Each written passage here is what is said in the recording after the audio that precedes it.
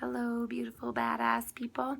Welcome back to week 7 of my Care Deeply and Don't Give a Fuck series.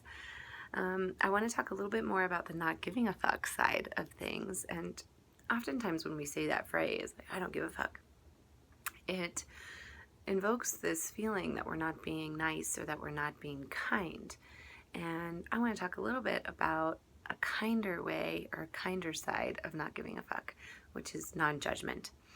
And so I struggle sometimes, and I think we all do, around judging other people based on appearance or based on anything.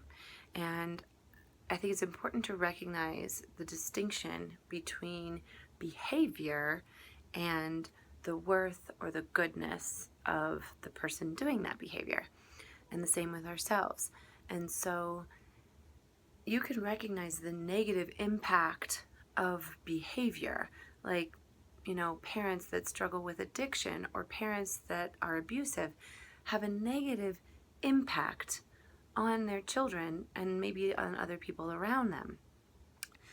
And that is what they're doing with their own pain. So it's still holding them accountable for their behavior, yet staying out of judgment and recognizing that underneath that behavior is pain, and it's what they're doing with their pain. And so that's really helpful for me to stay out of judgment with other people. And it just makes my life better when I am practicing non-judgment.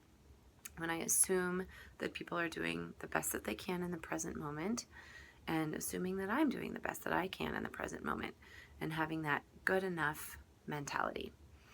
And so the kindest thing that we can do is to stop giving a fuck about business that isn't ours and stay out of judgment. And recognize that sometimes people do some crazy shit with their pain.